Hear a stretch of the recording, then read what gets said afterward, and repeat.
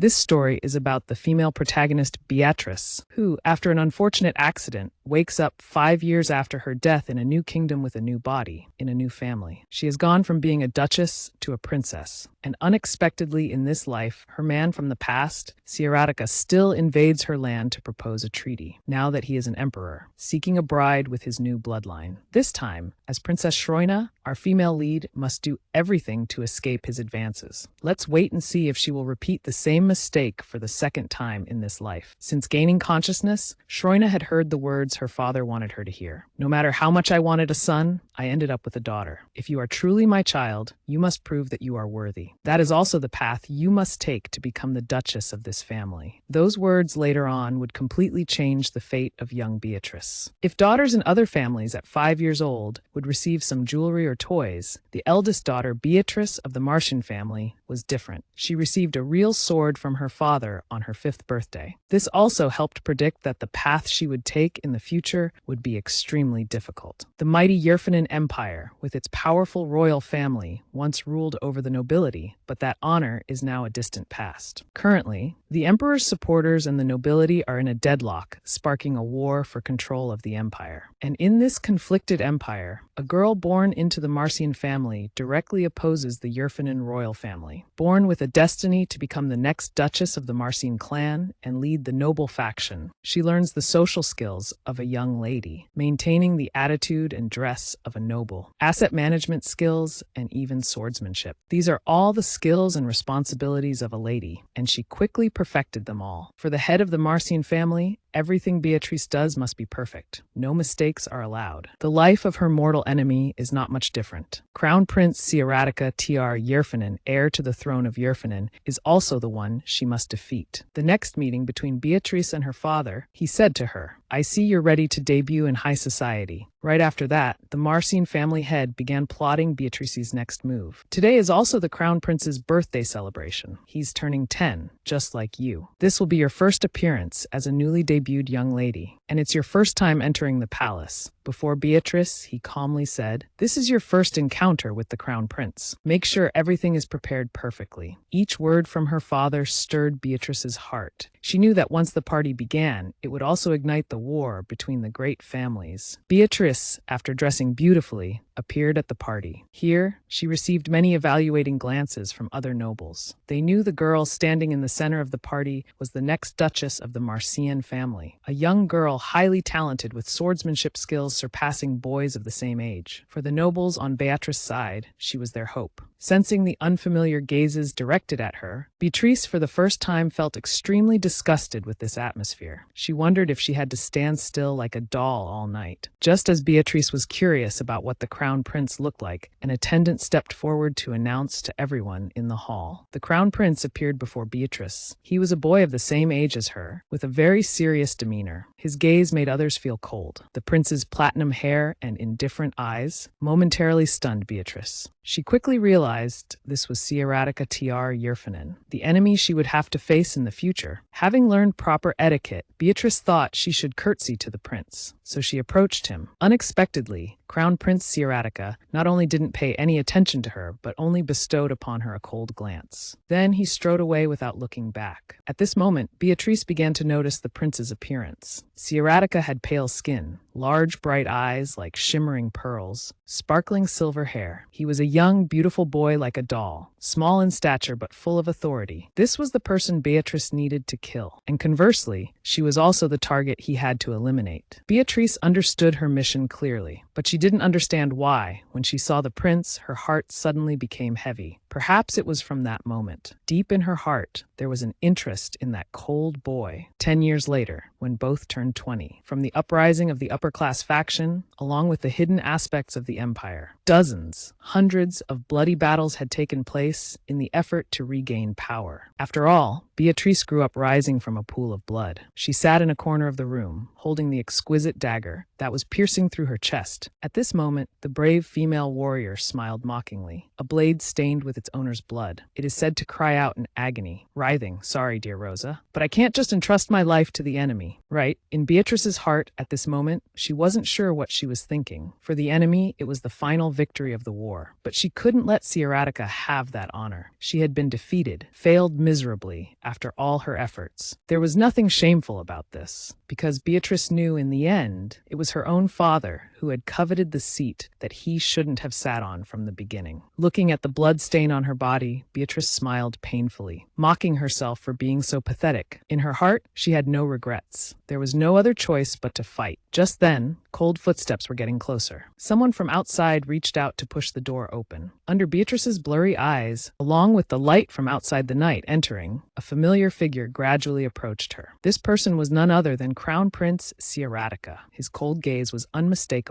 As soon as he saw the girl sitting in a corner, Sierratica called out her name, Beatrice Shelley Marcian. Hearing this, Beatrice smiled with difficulty. Not calling me by my title sounds unfamiliar. I think I was never just Beatrice in your eyes. These words made the prince momentarily afraid, unable to say anything more. Beatrice continued to speak. Are you not happy? As the victor, you don't seem to have any spirit at all. The prince continued to repeat the name Beatrice unconsciously. Then he knelt down beside her, saying the most sincere words he had ever spoken. You are my most worthy opponent, as expected. This statement from the crown prince momentarily surprised Beatrice. In the room at this moment, only her labored breathing could be heard. After a while, Beatrice struggled to call out, Your Royal Highness. The prince sitting beside her coldly reminded, It's your Majesty now. Hearing this, Beatrice knew the emperor had passed away. Meeting her opponent in such a miserable state, she had no other choice but to offer congratulations to his majesty. At this moment, the prince asked, Do you think all of this was a mistake? Beatrice calmly replied, I did my best, and I simply want to congratulate the rightful winner in a proper manner. Beatrice could feel that her body had reached its limit. In these final moments, her mind was once again in turmoil. There was a time when she had imagined if she could become his knight. After everything, all that remained was regret. Beatrice had once dreamed, what if she wasn't the heir of a prestigious noble family? She wished she could have been born into a commoner family, then serve Sierratica as her lord. At this moment, Beatrice called Sierratica's name. The young man's expression remained unchanged. He just indicated for her to speak. Beatrice smiled admiringly. Our battle, it was indeed interesting. He nodded in agreement. Right after, he reached out and placed his hand on Beatrice's shoulder, expressing all the thoughts in his heart. I also had a wonderful time because of our conflict. A moment later, the prince calmly bid farewell to Beatrice. The life of the young woman who wholeheartedly fought for her family thus came to an end. After closing her eyes, Beatrice seemed to still be able to feel the prince's empty blue eyes looking at her. It was as if he was seeing her off as she took her last breath. Finally, Beatrice had died. A gloomy death, but not a lonely one. Another wave of pain made the protagonist's consciousness clear again. In her ears, she could only hear the voice of a young woman looking at her and saying, Princess, are you awake? Just as she still didn't understand what was happening, the young woman suddenly continued, His Majesty wants to have breakfast with you here. Beatrice was now fully awake. However, she still didn't understand how she had died, yet could be conscious of everything around her. The maid beside her, seeing the princess sit up, was overjoyed. At this moment, Beatrice still hadn't fully grasped what had happened to her. She really didn't know what kind of situation she was in now. Carrying a hint of doubt in her heart, she got out of bed and strode towards the mirror in front of her. As soon as she saw her reflection in the mirror, Beatrice seemed too shocked to speak. The room where she stood was decorated very attractively with a cute style. The objects around the room all exuded an air of luxury. Beatrice gradually realized she was in a princess's room, and the image reflected in the mirror was not her own face. Just then, the maid beside her saw the princess in a daze, not speaking, and called out to the princess, What's wrong, Your Highness? Did you have a nightmare? The maid spoke with a very worried voice. Beatrice only then realized this was the maid who had woken her up. Although she knew asking would increase suspicion, to better understand the current situation, Beatrice had no other choice but to ask her what was happening. She began by asking the maid, What's my name? Hearing the princess's question, the maid was momentarily stunned, then cheerfully waved her hand. Oh my, have you forgotten your own name? You are Shroina Flora Solum. Seeing the indifferent expression as if nothing had happened on the maid's face, Beatrice felt a bit doubtful about life. From the maid's words, she learned that Solum was the name of their kingdom. Thinking that her princess had forgotten everything that happened, the maid enthusiastically offered, I will guide and lead you through everything until you remember it all. Solum was a very small kingdom, but it was blessed with fertile land suitable for cultivation. Anything planted would sprout and grow. This place was responsible for growing fresh local produce for everyone. The maid said with a voice full of pride, Of course, with such a prosperous land, our kingdom is unmatched. Hearing this, Beatrice thought to herself, somehow she had come to this peaceful land. To better understand the current situation, she asked the maid, What year is it now? The maid sighed with a hint of reproach. That's why I said you should keep a diary with dates, instead of letting days pass by uselessly. From the maid's words, Beatrice learned that today was February 10th, 1290 Ruchelian. Accordingly, in a few days, it would be the 20th birthday of the Princess of Solum Kingdom. Beatrice couldn't believe 5 years had passed in the blink of an eye. Remembering her lonely death and this crazy rebirth, she couldn't help but sigh inwardly. It's really crazy. The maid beside her, hearing the little princess mumbling something, curiously asked, What did you say, Your Highness? Beatrice quickly turned her head, pretending nothing happened. Faced with the energetic young maid, Beatrice was reminded of a golden retriever. At this moment, the maid seemed very curious about the princess's nightmare. She thought it was because of that terrible nightmare that made her Your Highness become so dazed and absent-minded. While deep in thought, the maid seemed to realize something. With a puzzled look, she asked Your Highness, Since when have you become so calm? Faced with this attitude from the maid, Beatrice carefully considered. The protagonist thought that this Princess Shroina was normally quite ignorant, so the maid didn't suspect anything about her questions earlier. Just as she was about to respond to the maid suddenly exclaimed. She clutched her head, pulling her hair in distress, and said to Shroina, I came because His Majesty wants you to have lunch with him. I can't believe I completely forgot. As she spoke, the maid urged Shroina to get ready. The maid quickly did her hair and chose clothes for the princess, as usual. During this time, Shroina thought about what had happened to her. She couldn't believe she had ended her life and now had the chance to be reborn once again. Moreover, reborn as a princess in a small kingdom like Solum, a very feminine and delicate girl. At this moment, what worried Shroina the most was how those slender arms could properly wield her sword, Rosa. Inside the magnificent palace, full of thoughts, she looked out the window. She could feel the warm atmosphere enveloping her. From deep within her heart, she had never known such a thing existed.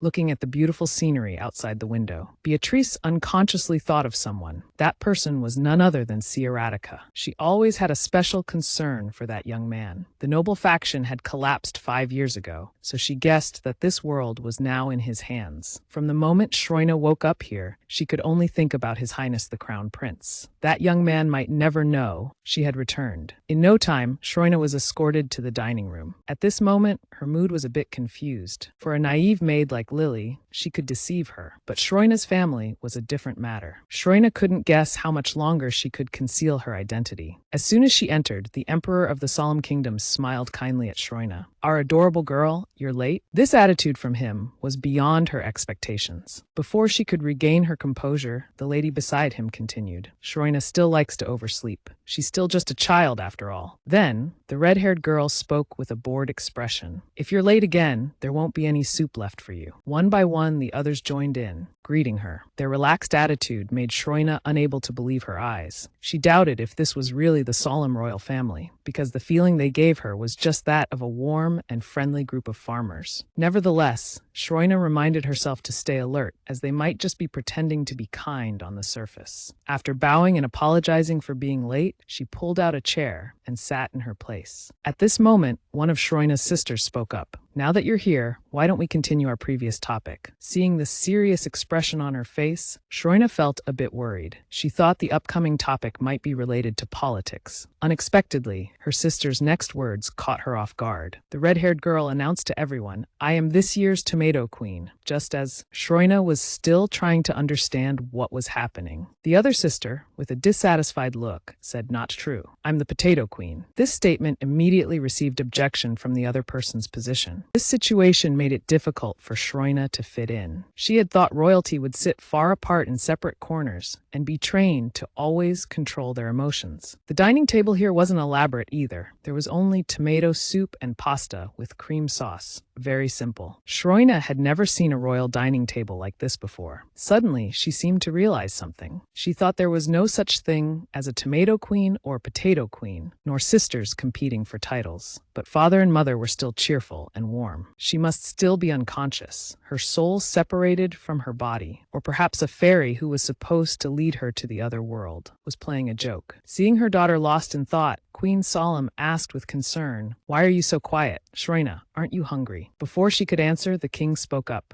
"Our youngest daughter has matured overnight, so noble and reserved, but still our beautiful girl." Faced with everyone's enthusiastic attitude, Shroina felt a bit unable to adapt at the moment. She decided to put on an expressionless face to deceive those present. Immediately, she spoke in a cold tone, saying, "I'm mature now." As soon as the words left her mouth, Shroina herself was startled. She couldn't believe that Princess Shroina had such a childish voice. Just as Shroina had thought, after hearing these words, her three sisters laughed hysterically, mocking her. "In a million years, you still won't be mature, little one." Ha! Then they mentioned that Shroina was last year's Peach Queen. This news astonished Beatrice. She involuntarily asked, "I was what?" Upon receiving confirmation from the eldest sister, Shroina vaguely guessed the main reason was due to her hair color. The other two sisters continued to chatter, telling Beatrice, who was in Shroina's body, that last year she had applied makeup to accentuate her high rosy cheeks, making the judges unable to take their eyes off her. Seeing their daughter still not reacting, the queen mistakenly thought that their daughter was just feeling shy. At this point, the queen mentioned that their children had reached the age of marriage, which made the princesses a bit flustered. The king expressed his reluctance, saying, "I'm not ready for you to leave yet." Looking at those around her freely expressing their love, Shroina sighed inwardly, thinking this must be the fairy's joke. Just then, a horn sounded outside the palace, drawing the attention of those in the dining room. It was the first time Shroina had heard this sound. She curiously asked what that noise was. Before she could receive an answer, suddenly a figure appeared, rushing in from outside. The butler burst through the door, calling, "Your Majesty." Seeing this, King Solemn asked, "Vegnon, what's the matter?" Butler Vegnon said, "Our kingdom is at war." As soon as the words were spoken, those present at the dining table were momentarily unable to process it. The butler continued, mentioning the name Yerfanen. At this point, Shroina paid attention to his words. From the butler's words, she learned that the bloodthirsty Emperor Siaratica of Yerfanen, leading the royal guard, was attacking their capital. Immediately, the image of a cold young man appeared in Shroina's mind. She couldn't believe that after her rebirth, she would hear others mention this name again. The news of Emperor Yerfanen leading troops to attack the Solemn Kingdom quickly spread. Shroina couldn't believe that after her rebirth, she would have the chance to meet the young man she longed for day and night. This news came so suddenly that she was stunned, speechless. Immediately, the image of Siaratica appeared in her mind. The young man she knew was like the moon, emitting a soft and peaceful light. A dangerous person with an expressionless face, making it impossible to know what he was thinking. It was impossible. The young man always appeared gentle, but still sharp enough to force her to hide the admiration welling up inside her, and also the greatest enemy of her life. Shroina couldn't understand what had happened over the past 5 years that would make someone like Siaratica invade a small kingdom without any declaration. This wasn't like the behavior she knew of him. At this moment, Butler Vegnon anxiously asked, "Your Majesty, what should we do?" King Solemn pondered for a moment, then smiled as if nothing had happened and said, "I knew this day would come, but I never thought it would be Yerfanen." The king's reaction momentarily stunned everyone. Even the queen, after hearing the news, showed no signs of fear. The two leaders of a kingdom could calmly converse with each other upon hearing that their kingdom was being invaded by a powerful force. The king even seemed excited. "It feels like we're very much loved, doesn't it?" As soon as he said this, the queen quietly reminded him, "My dear husband, I don't think now is the appropriate time to discuss that." On this side, the elder sister sighed with regret. "So there won't be any vegetable beauty pageant this year." This information angered the other two sisters. That's been a tradition for 200 years. It was truly a national disgrace. Shroina couldn't believe that, right after hearing the kingdom was invaded, all they cared about was a small vegetable beauty pageant. On the contrary, they didn't care at all about the fact that in the future they would lose their power. In fact, the conversation became more lively because of this new topic. This made Shroina feel like she herself was the only outsider, the only one who was a female warrior from a duke's family. She thought the natural reaction now should be trembling with fear. Yet when facing death, they could remain calm, as if nothing had happened. Unable to contain her curiosity, Shroina spoke up to ask, "Aren't you afraid that war could wipe us out?" She spoke with a very serious tone, causing even the king to sigh and reassure her. Yerfanin is a powerful nation, but there's no need to worry, little one. After saying this, the king casually picked up some mashed potatoes and put them in his mouth. The people here thought being invaded by a great power would be very unpleasant, but they would still be safe anyway. After all, 500 years of history was enough to ensure that. At this point, Shroina understood that their ability to maintain peace for so long was very impressive, but they had no means to resist against a force that wanted to invade them. At this moment, the female protagonist faced everyone and seriously expressed the thoughts in her heart. Death is not the only disgrace. There are many other ways that can lead to the fall of a nation. As soon as she finished speaking, it moved the king to tears on one side. Seeing her father's excessive reaction, Shroina was momentarily speechless. Indeed, right after hearing his youngest daughter say these words, the king was moved to tears. He believed that the daughter he loved had truly grown up. Since her reincarnation until now, Shroina had received countless surprises from the royal family. However, she didn't understand why a king of a country could cry in such a tense situation. Helpless, she could only explain to everyone that Yerfin is currently the strongest superpower, so being so nonchalant isn't very wise. Nevertheless, these words still didn't elicit a reaction from those present. The three elder sisters still smiled carefreely, their minds not at all concerned with state affairs. Realizing that everyone didn't grasp the situation, she felt helpless and didn't know what else to say. At this point, the king had to offer a suggestion. "How about we go outside and take a look?" He then offered to hold the queen's hand. The queen also calmly stood up. "You love the children by prioritizing your wife more." Then, the three solemn sisters, without any fear, stepped out to meet the people from Yerfanin. What they cared about at this moment was whether the dresses they were wearing were appropriate for the current situation or not, or their curiosity about the men from Yerfanin. This left Shroina dumbfounded. She looked at the carefree backs of the solemn royal family and finally had to admit defeat. Soon after the family was properly prepared, the Solemns and the palace servants gradually walked out the door, ready to welcome the Emperor of Yerfanin. At this moment, Shroina was extremely confused. She knew that in just a moment, she would meet the man she'd been longing for every night. She had never thought she would see that young man again, but soon she would have to face him. As soon as the palace doors opened, sunlight shone on Shroina's face, making her more radiant than ever. The first thing she saw was the national flag of Yerfanin. The very brave lion symbol before her was the army led by Siaratica. Blending into the crowd, she saw Siaratica Tr Yerfanin dismount from his horse. 5 years had passed, but Siaratica's face was still deeply imprinted in her mind. The female protagonist could recognize that, as always, Siaratica still had that beautiful, elegant face without a hint of warmth. The first thing Siaratica said was to ask the person standing opposite him, "You are the King of Solemn, correct?" This was the first time since her reincarnation that Shroina heard the voice of His Highness the Crown Prince. She could sense that his voice had become deeper, and he had also grown taller than before, completely different from the last time she saw him. Standing before the man she had longed for day and night, she wondered, "Have I really survived and returned?" At this moment, the king calmly responded to Siaratica's previous question. "That's right.